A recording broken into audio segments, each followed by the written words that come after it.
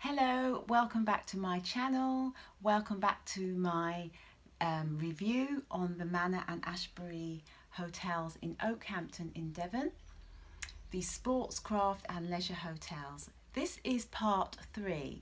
This is the full list of negatives, but I will say, just in case you have jumped onto this video and not seen my previous ones, that my total review is a positive one. My conclusion to what the holiday is like is one that I would recommend. It is lovely, but as I said in my previous videos, it wouldn't be fair to do a proper review without identifying certain things that some people may find a niggle.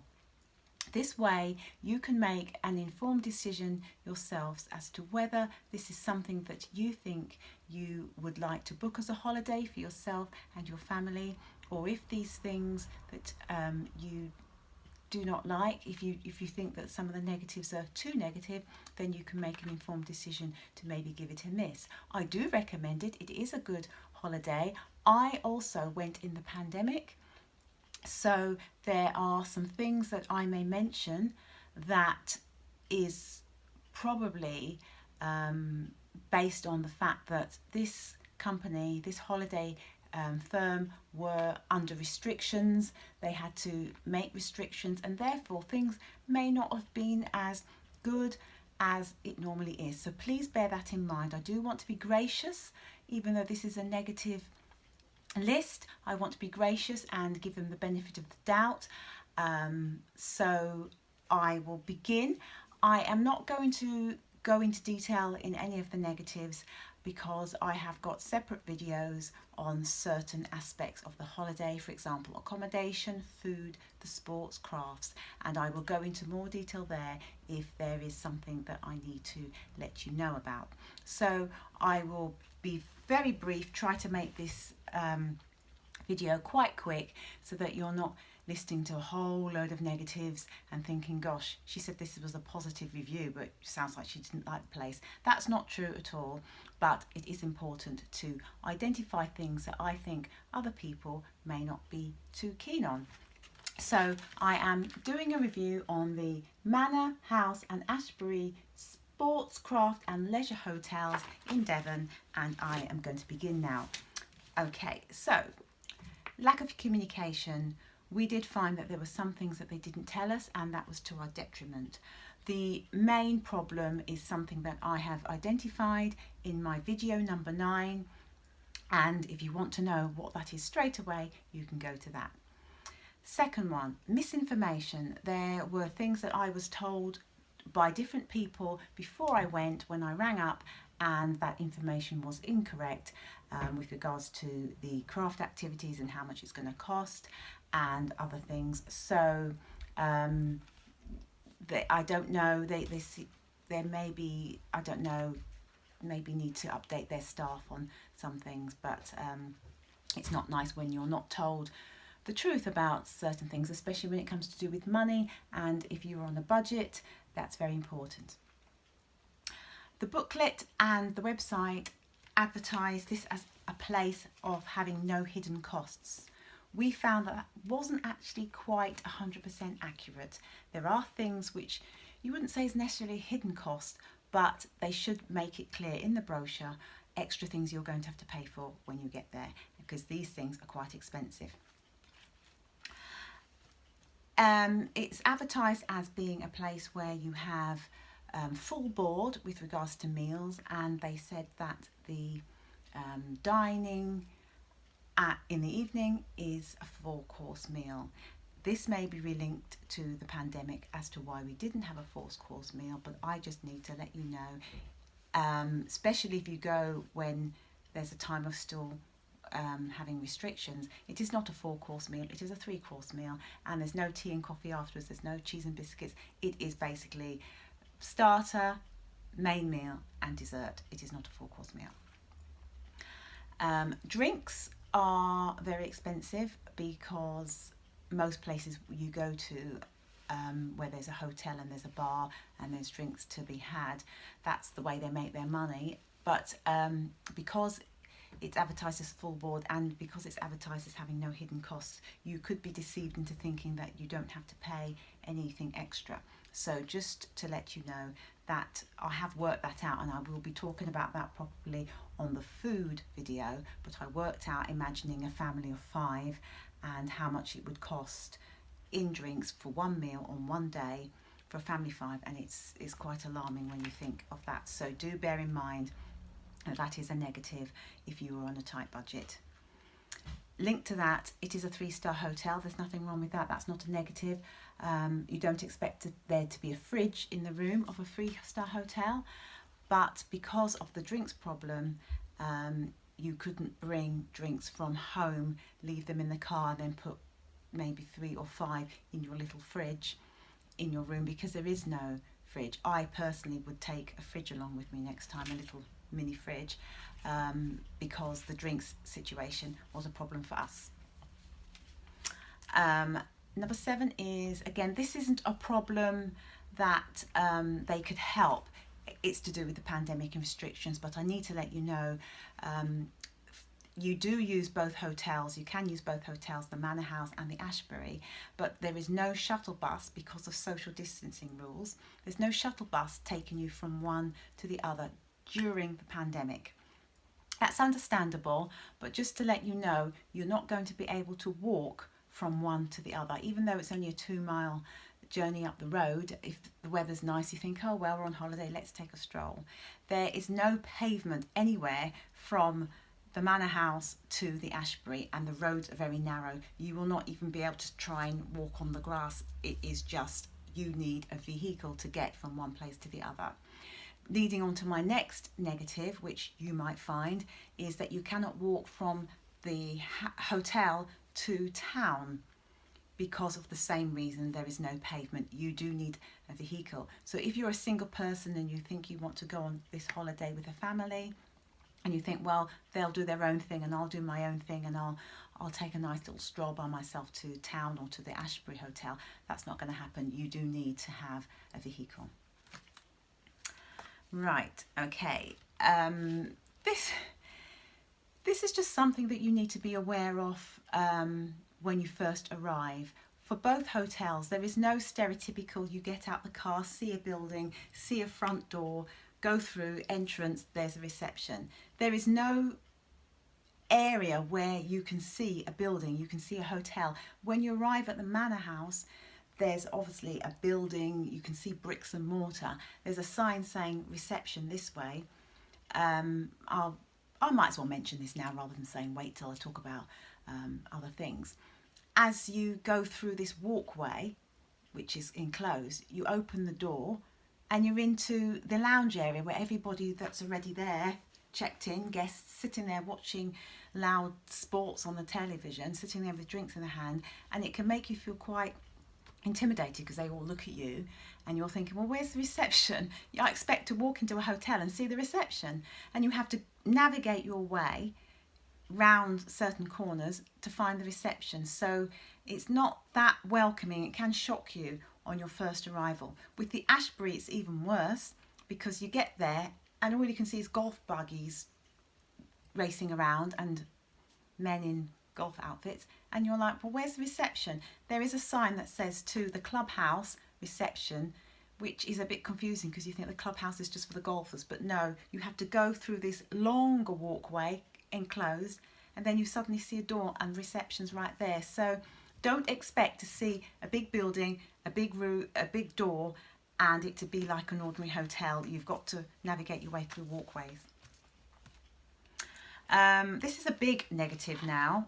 If you don't get to the activity board quick enough, you will not be able to do any activities that are the bookable activities. So for example, if you want to book a tennis court, a badminton court, table tennis table, if you want to do archery, you want to do any of the sports where you need tuition, any of the crafts, you need to actually write your name down.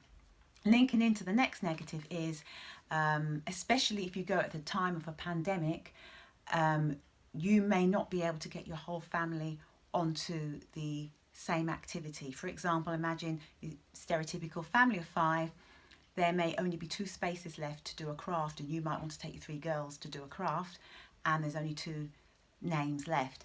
And with, for example, rifle shooting, archery, pistol shooting, there's 10 ranges, but because of the pandemic, there's a gap in between each range to social distance, so there's only 5 people allowed to book onto that particular time slot. So again, it can be difficult, so bear that in mind when you go to book. Another negative is if you go to put your name down for a certain event and it's a team event, for example curling, indoor bowls, ice skating, roller skating, something like that, and there's not enough people that put their name down, the sport will be cancelled. So you do need to bear that in mind, that you can't really judge what you're going to do till you're actually there, till you've actually about a couple of hours before, for something like that, for things that involve other people. So your children could be disappointed, so don't raise up their hopes as to what they're going to be doing when they get there. Just play it by ear, because there could be disappointments. In the dining room, not for lunch but for breakfast and in the evening, you have to be sitting at a specific, a particular table. So your surname is on the table, but imagine like a wedding reception and you're looking for your name. That's quite a small room, even if there's loads of guests, but a hotel with a massive dining room is quite hard to find your table, and you have to find somebody wearing a red t-shirt, which we couldn't find. They're busy, I'm not judging them, I'm not criticising. All I'm saying is be prepared that it might be a bit awkward on your first day to find your table. Next one, food choice and quality. It was okay, but because it was a pandemic, they had to limit a lot of choice of food. So yeah. Evening entertainment is on all nights at both hotels, but it was geared towards the more mature type of guests. For example, a Neil Diamond tribute act, or singers singing songs from shows, sports quiz, music quiz, things like that. You may not, if you're quite young or if you've got a young family, you may not enjoy the evening entertainment. Next one is the corridors had quite a lot of big cobwebs in the corners, and there were spiders in them. And because the corridors are quite narrow, I'm talking about the corridors getting to the different activities and the corridors where the accommodation is quite narrow, and if you've got a young child, they're almost head height right near to the cobwebs. So if you've got a child that freaks out with spiders, things like that, or even if it's an adult, you're freaked out. It wasn't dusted very well, so just bear that in mind. It isn't good for people that hate spiders and cobwebs. Masks. Again, we know that in every country the governments are probably giving out contradictory information with regards to things like that. Everybody had to wear masks, which is understandable. It's in the time of restrictions. However, despite the fact that adults in the dining room, you take your mask off when you eat. As soon as you get up to get a drink or anything, you've got to put your mask back on. There were groups of children, there was a school there, about 30 children, and they weren't wearing masks. Now, we know that anybody can have symptoms of COVID, anybody can pass COVID on to an adult, a child can have it, but they weren't wearing masks and they were trying to social distance. But when you're lining up for food, you naturally start getting closer, and they're there, so talking and laughing while they're at the drinks machine. So it was kind of one rule for them and one rule for us. So we didn't let it bother us too much, but you might be somebody that bothers you. And so when you just need to realise that when you're there, if it is a time of restrictions and there are school children, they will not be masked.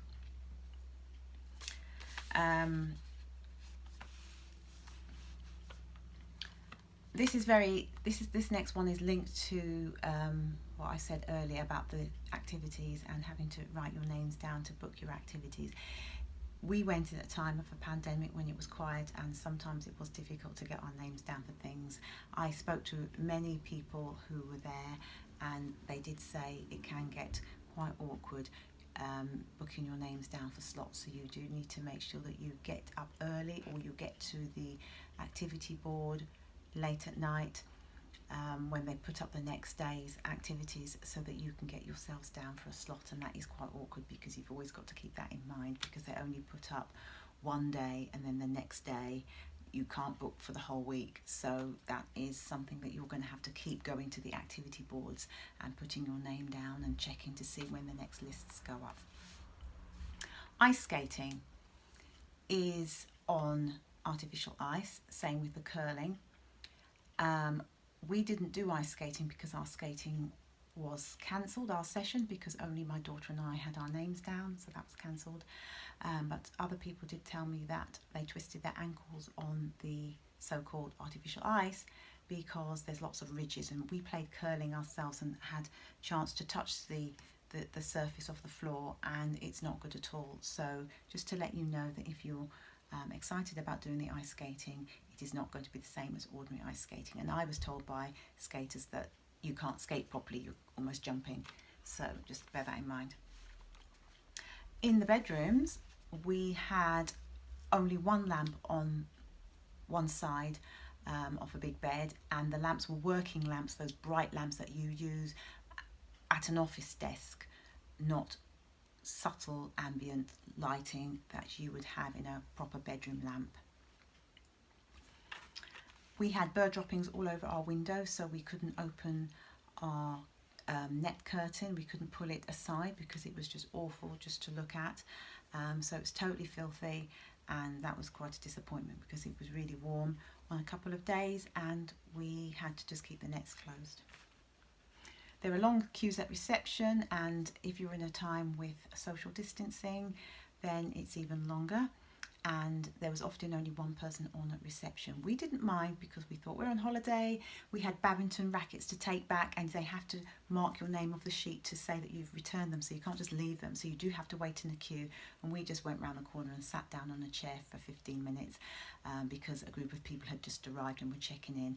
And yeah, it wasn't awkward for us, but for some people you might find that awkward, especially if you've booked activities very close to each other. So my advice is do not book your activities too close to each other, because if you are waiting around trying to give back rackets, it's going to be a bit irritating for you. The craft shops only opened at limited times. That's especially awkward because for some craft activities you have to leave your product to dry and then collect it from the craft shop. It was only open like a couple of hours in a slot during the day on certain days, so that was quite awkward, but I'll talk about more in video 9. The activity programme comes out on a Friday, so when you book you'll be told by the people over the phone that you can have a look at the activity sheet. It's a waste of time because you can't plan what you're going to do because of what I said earlier about having to book, and some activities are cancelled. So it gives you a general idea, but you can't sit down and plan. Wi-Fi didn't work for us in our bedroom. It worked sporadically some places, but there were 3 phones, my husband, my daughter and myself. My daughter's worked occasionally, but for myself and my husband the Wi-Fi didn't work at all. And lastly, most importantly, you will need to know about the hydro spa, because all 3 of us and other people got injuries, very bad bruises, on the hydro spa. The one where there's 3 spas all in one, on the one when you're facing the spa chairs, there's these, you know, you've got lounging chairs that you can sit on inside the spa, so it's covered with water so you can't really see to step up. Facing those chairs on the right hand side, one of the chairs juts out too much and you can't tell that it juts out, and you bang your leg onto the corner of that chair quite badly. I had a bruise this big, and my daughter, my husband, also had bruises. It doesn't happen on the one on the left hand side, that's made slightly different, but you will bang your leg unless you feel around under the water to feel where the edge of the lounge chair is. So that's all the negatives. I hope I haven't put you off too much. As I said, I would still go back. I don't know if I'd go back if it was a pandemic, because of the food mainly. I wasn't that keen on the food, but and other things, but I would go back definitely again when they're operating fully, and I want to see what it's like. I want to compare what it's like, and like I said, even though this is a video of negatives, I will end with a positive and say that we spoke to many people who were on their 10th, 11th time, and some people who had even booked again already to come back in 4 months' time. People loved it. I didn't speak to anyone who didn't love it, who had been at a time when it wasn't the pandemic. So be encouraged, but you do need to know about those negatives, because some of those things, especially about the booking of the activities, those things are things you need to know. So thank you for taking time to listen to this. My next video is video 4, which is about the sports and games. Take care until then. Bye bye.